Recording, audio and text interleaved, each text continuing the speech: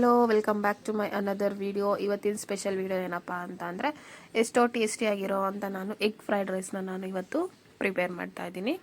So ನೋಡ್ತಾ ಇರ್ಬೋದು, ನಾನು ಇದಕ್ಕೆ ಬೀನ್ಸು, ಕ್ಯಾರೆಟು, ಆನಿಯನ್ಸು ಮತ್ತು ಚಿಲ್ಲಿ ಮತ್ತು ಟೊಮೊಟೊ ಮತ್ತು ಎಗ್ಸು ಇಷ್ಟನ್ನ ತೊಗೊಂಡಿದ್ದೀನಿ. ಸೊ ಇದನ್ನೆಲ್ಲನೂ ನಾನು ಚಿಕ್ಕದಾಗಿ ಕಟ್ ಮಾಡಿ ಆಲ್ರೆಡಿ ಎತ್ತಿಟ್ಕೊಂಡಿದ್ದೀನಿ. ನೋಡ್ತಾ ಇರ್ಬೋದು, ಆದಷ್ಟು ಚಿಕ್ಕದಾಗಿ ಕಟ್ ಮಾಡಿಕೊಂಡ್ರೆ ನಮಗೆ ಒಳ್ಳೆ ಟೇಸ್ಟ್ ಇರುತ್ತೆ. ಸೊ ನೆಕ್ಸ್ಟು ಒಂದು ಕಡಾಯಿನ ಇಟ್ಕೊಂಡು ಗ್ಯಾಸ್ ಸ್ಟವ್ನ ಆನ್ ಮಾಡಿ ಕಡಾಯಿನ ಇಡ್ತಾಯಿದ್ದೀನಿ. ಸೊ ನೆಕ್ಸ್ಟ್ ಅದಕ್ಕೆ ನಾನು 4ರಿಂದ 5 ಟೇಬಲ್ ಸ್ಪೂನ್ ಆಗೋಷ್ಟು ಆಯಿಲ್ನ ಹಾಕ್ತಾಯಿದ್ದೀನಿ. ಸೊ ಆಯಿಲ್ನ ಆದಷ್ಟು ಲೋ ಫ್ಲೇಮಲ್ಲಿ ಹೀಟ್ ಮಾಡ್ಕೊಳ್ಳಿ, ಹೈ ಫ್ಲೇಮಲ್ಲಿ ಇಟ್ಕೊಳ್ಳೋಕೆ ಹೋಗ್ಬೇಡಿ. ಸೊ ನಾನಿಲ್ಲಿ ಎಲ್ಲದನ್ನೂ ಕುಕ್ಕಿಂಗ್ನ ಲೋ ಫ್ಲೇಮಲ್ಲೇ ಮಾಡೋದ್ರಿಂದ ನಾನು ಲೋ ಫ್ಲೇಮಲ್ಲೇ ಇಟ್ಟಿದ್ದೀನಿ. ಸೊ ಫಸ್ಟು ನಾನು ಇದಕ್ಕೆ 1 ಸ್ಪೂನ್ ಆಗೋಷ್ಟು ಸಾಸಿವೆನ ಹಾಕ್ತಾಯಿದ್ದೀನಿ, ಹಾಗೂ ಹಸಿಮೆಣ್ಸಿನ್ಕಾಯಿನ ನಾನು ಇವಾಗಲೇ ಆಯಿಲಲ್ಲಿ ಫ್ರೈ ಮಾಡ್ತಾಯಿದ್ದೀನಿ. ನೀವು ನೋಡ್ತಾ ಇರ್ಬೋದು ಯಾವ ರೀತಿ ಮಾಡ್ತಾಯಿದ್ದೀನಿ ಅಂತ. ಸೊ ತುಂಬ ಅಂದರೆ ತುಂಬ ಟೇಸ್ಟಿಯಾಗಿರುತ್ತೆ, ಹೆಲ್ದಿ ಫುಡ್ ಕೂಡ. ಯಾವುದೇ ರೀತಿ ಸಾಸ್ ಆಗಲಿ ಟೊಮೊಟೊ ಕೆಚಪ್ ಆಗಲಿ ನಾನು ಇದಕ್ಕೆ ಬಳಸ್ತಾ ಇಲ್ಲ. ಹೋಮ್ ಮೇಡ್ ರೆಸಿಪಿ ಆಗಿರೋದ್ರಿಂದ ಬ್ಯಾಚುಲರ್ಸ್ ಕೂಡ ಇದನ್ನು ಈಸಿಯಾಗಿ ಮಾಡ್ಕೋಬೋದು. ಸೊ ನೆಕ್ಸ್ಟ್ ನಾನು ಅದಕ್ಕೆ ಕರಿಬೇವು ಹಾಗೂ ಆನಿಯನ್ಸ್ನ ಸಣ್ಣದಾಗಿ ಕಟ್ ಮಾಡಿರೋ ಅಂಥ ಆನಿಯನ್ನ ನಾನಿಲ್ಲಿ ಹಾಕ್ತಾಯಿದ್ದೀನಿ.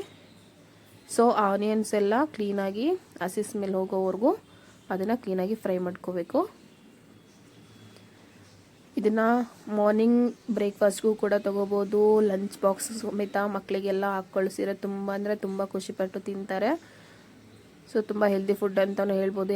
ಯಾವುದೇ ರೀತಿ ನಾನು ಸಾಸ್ನ ಬಳಸ್ತಾ ಇಲ್ಲ. ಸೊ ನೋಡ್ತಾ ಇರ್ಬೋದು ನೀವು, ಆನಿಯನ್ಸ್ ಎಲ್ಲ ಸ್ಮೆಲ್ ಹೋಗೋವರೆಗೂ ಫ್ರೈ ಆದರೆ ಸಾಕು, ಡೀಪ್ ಫ್ರೈ ಆಗಬೇಕು ಅಂತ ಏನಿಲ್ಲ. ಜಸ್ಟು ಹಸಿ ಸ್ಮೆಲ್ ಹೋಗೋವರೆಗೂ ನಾವು ಆನಿಯನ್ಸ್ನ ಫ್ರೈ ಮಾಡ್ಕೊಬೇಕು. ಸೊ ನೆಕ್ಸ್ಟ್ ನಾನು ಇದಕ್ಕೆ ಸಣ್ಣದಾಗಿ ಹೆಚ್ಚಿರುವಂಥ 1 ಟೊಮೊಟೊ ಹಣ್ಣನ್ನು ನಾನಿಲ್ಲಿ ಹಾಕ್ತಾಯಿದ್ದೀನಿ. ಸೊ ನಾನು ಇದನ್ನು ಮಾಡ್ತಾ ಇರೋದು ಅರೌಂಡ್ 2 ಇಂದ 3 ಮೆಂಬರ್ಸು ಈಸಿಯಾಗಿ ತಿನ್ಬೋದು. ಸೊ 2ರಿಂದ 3 ಜನ ಆರಾಮಾಗಿ ತಿನ್ಬೋದು ಇದನ್ನು. ಸೊ ನಾನು ಆ ಒಂದು ಕನ್ಸಿಸ್ಟೆನ್ಸಿನಲ್ಲಿ ಮಾಡ್ತಾಯಿದ್ದೀನಿ. ಸೊ ನೀವು ನೋಡ್ತಾ ಇರ್ಬೋದು, ನಾನು 1 ಟೊಮೊಟೊನ ಹಾಕಿದ್ದೀನಿ. ಸಣ್ಣಗೆ ಹೆಚ್ಚಿರುವಂಥ ಟೊಮೊಟೊ ಹಣ್ಣು ಕೂಡ ಕ್ಲೀನಾಗಿ ಆಯಿಲಲ್ಲಿ ಫ್ರೈ ಮಾಡ್ಕೋಬೇಕು. ಸೊ ನೆಕ್ಸ್ಟ್ ನಾನು ಇದಕ್ಕೆ ರೆಡಿಯಾಗಿರೋವಂಥ ಒಂದು ಶುಂಠಿ ಬೆಳ್ಳುಳ್ಳಿ ಪೇಸ್ಟ್ನ ಸಮೇತ ಹಾಕ್ತಾಯಿದ್ದೀನಿ. ಇದೆಲ್ಲ ನಿಮಗೆ ಹೊರಗಡೆ ಸ್ಟೋರಲ್ಲಿ ಅವೈಲೇಬಲ್ ಇರುತ್ತೆ, ಪರ್ಚೇಸ್ ಮಾಡ್ಬೋದು. ಸೊ ಯಾವುದೇ ರೀತಿ ರುಬ್ಬಿ ಹಾಕಬೇಕು ಅಂತ ಏನಿಲ್ಲ, ಈ ರೀತಿ ಹೊರಗಡೆ ಸಿಗುತ್ತೆ, ಅದನ್ನು ತೊಗೊಂಬಂದು ಹಾಕಿದ್ರೆ ಆಯಿತು. ಬ್ಯಾಚುಲರ್ ಸಮೇತ ಈಸಿಯಾಗಿ ಕುಕ್ ಮಾಡ್ಕೋಬೋದು ಅಂತ ಹೇಳ್ಬಿಟ್ಟು ನಾನು ಇದನ್ನು ಮಾಡಿ ತೋರಿಸ್ತಾ ಇದ್ದೀನಿ.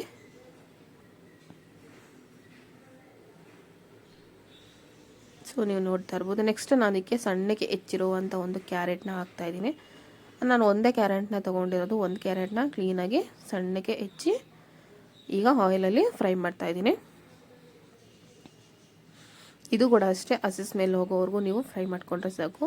ಕ್ಯಾರೆಟ್ನ ತುಂಬ ಬೇಗನೆ ಕುಕ್ ಆಗುತ್ತೆ. ಬೀನ್ಸ್ ಕೂಡ ಅಷ್ಟೇ, ಕ್ಲೀನಾಗಿ ಸಣ್ಣಕ್ಕೆ ಹೆಚ್ಚಿರುವಂಥ ಬೀನ್ಸ್ ಸಮೇತ ಇವಾಗ ಹಾಕ್ತಾಯಿದ್ದೀನಿ.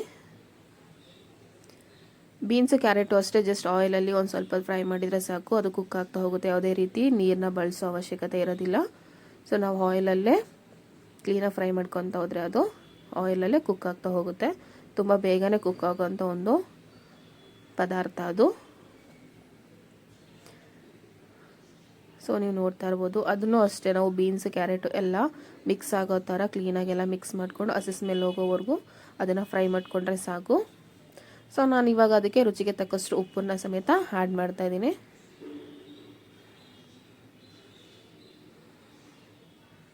ರುಚಿಗೆ ತಕ್ಕಷ್ಟು ಉಪ್ಪನ್ನ ಸಮೇತ ನಾನು ಅಲ್ಲಿ ಆ್ಯಡ್ ಮಾಡಿದ್ದೀನಿ. ಸೊ ಕ್ಲೀನಾಗಿ ಒಂದ್ಸಲ ಎಲ್ಲ ಮಿಕ್ಸ್ ಮಾಡ್ಕೊಬೇಕು. ನೀವು ನೋಡ್ತಾ ಇರ್ಬೋದು ಎಷ್ಟು ಕಲರ್ಫುಲ್ಲಾಗಿ ಕಾಣಿಸ್ತಾ ಇದೆ ಅಂತ. ಸೊ ನೆಕ್ಸ್ಟ್ ನಾನು ಇದಕ್ಕೆ ಧನಿಯಾ ಪೌಡ್ರನ್ನ ಮಿಕ್ಸ್ ಮಾಡ್ತಾಯಿದ್ದೀನಿ. 1 ಟೇಬಲ್ ಸ್ಪೂನ್ ಆಗೋಷ್ಟು ನಾನಿಲ್ಲಿ ಧನಿಯಾ ಪೌಡ್ರನ್ನ ಹಾಕ್ತಾಯಿದ್ದೀನಿ. ಸೊ ನೆಕ್ಸ್ಟು ಜೀರಾ ಪೌಡ್ರ್ ಸಮೇತ 1 ಟೇಬಲ್ ಸ್ಪೂನ್ ಅಷ್ಟು ಹಾಕ್ತಾಯಿದ್ದೀನಿ. ಪೆಪ್ಪರ್ ಪೌಡ್ರು ಸಮೇತ ಹಾಕ್ಬೋದು. ಪೆಪ್ಪರ್ ಪೌಡ್ರ್ ಇದ್ದರೆ ಪೆಪ್ಪರ್ ಪೌಡ್ರ್ ಸಮೇತ ಯೂಸ್ ಮಾಡಿ, ಒಳ್ಳೆ ಟೇಸ್ಟ್ ಸಿಗುತ್ತೆ. ಸೊ ನೆಕ್ಸ್ಟ್ ಸ್ವಲ್ಪ ನಾನು ಇದಕ್ಕೆ ಕಸೂರಿ ಮೇಥಿ ಸಮೇತ ಯೂಸ್ ಮಾಡ್ತಾಯಿದ್ದೀನಿ.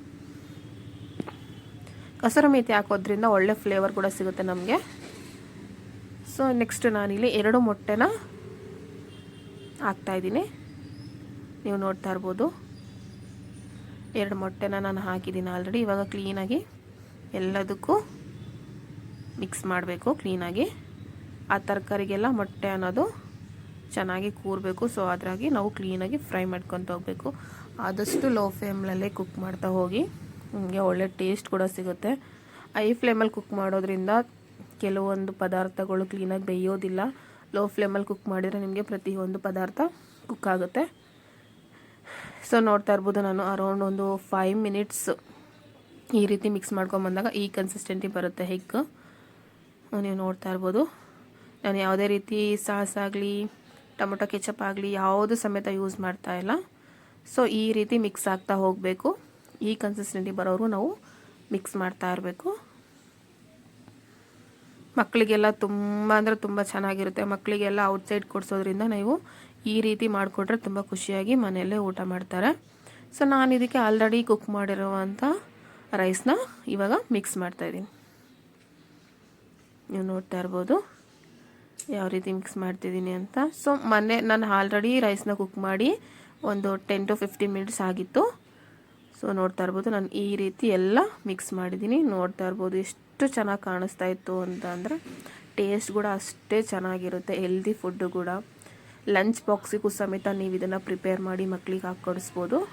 ಸೊ ಫೈನಲ್ ಆಗಿ ನಾನು ಇದಕ್ಕೆ ಕೊತ್ತಂಬರಿ ಮತ್ತು ಪುದೀನಾನ ಚಿಕ್ಕದಾಗಿ ಕಟ್ ಮಾಡಿ ಹಾಕ್ತಾಯಿದ್ದೀನಿ.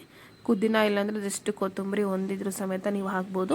ಕೊತ್ತಂಬರಿ ಇಲ್ಲ ಅಂದರೂ ಕೂಡ ಸ್ಕಿಪ್ ಮಾಡ್ಬೋದು. ಇದ್ದವ್ರು ಕೊತ್ತಂಬರಿ ಹಾಕ್ಕೊಳ್ಳಿ. ನೋಡ್ತಾ ಇರ್ಬೋದು ಎಷ್ಟು ಚೆನ್ನಾಗಿ ಕಾಣಿಸ್ತಿದೆ ಅಂತ. ತುಂಬ ಅಂದರೆ ತುಂಬ ಹೆಲ್ದಿ ಫುಡ್ಡು ಸಮೇತ ಇದು. ಮಕ್ಕಳೆಲ್ಲ ತುಂಬ ಖುಷಿಪಟ್ಟು ತಿಂತಾರೆ. ಸೊ ನೋಡಿದ್ರಲ್ಲ ಇವತ್ತಿನ ರೆಸಿಪಿ ಹೇಗಿತ್ತು ಅಂತ. ನಿಮ್ಗೆ ಇಷ್ಟ ಆಗಿದೆ ಅಂತ ಅಂದ್ಕೊತೀನಿ. ಈ ರೀತಿ ಒಮ್ಮೆ ಟ್ರೈ ಮಾಡಿ ನಿಮ್ಮ ಮನೆಯಲ್ಲಿರೋ ಮಕ್ಕಳಿಗೆ ತಿನ್ನಿಸಿ, ತುಂಬ ಖುಷಿಪಟ್ಟು ತಿಂತಾರೆ. ಬಟ್ ಅಷ್ಟೇ ಹೆಲ್ತಿ ಕೂಡ. ಯಾವುದೇ ರೀತಿ ಸಾಸ್ ಬಳಸದೆ ಮಾಡಿರೋ ಅಂಥ ಒಂದು ರೆಸಿಪಿ. ಸೊ ಇದೇ ರೀತಿ ಒಳ್ಳೊಳ್ಳೆ ಕಂಟೆಂಟ್ ವಿಡಿಯೋಗೋಸ್ಕರ ನನ್ನ ಪೇಜ್ನ ಫಾಲೋ ಮಾಡಿ ಹಾಗೂ ಸಬ್ಸ್ಕ್ರೈಬ್ ಮಾಡೋದನ್ನ ಮರಿಬೇಡಿ. ಈ ರೆಸಿಪಿ ನಿಮಗೆ ಇಷ್ಟ ಆಗಿದ್ರೆ ಒಂದು ಲೈಕ್ ಕೊಟ್ಟು ಕಮೆಂಟ್ನ ಮಾಡಿ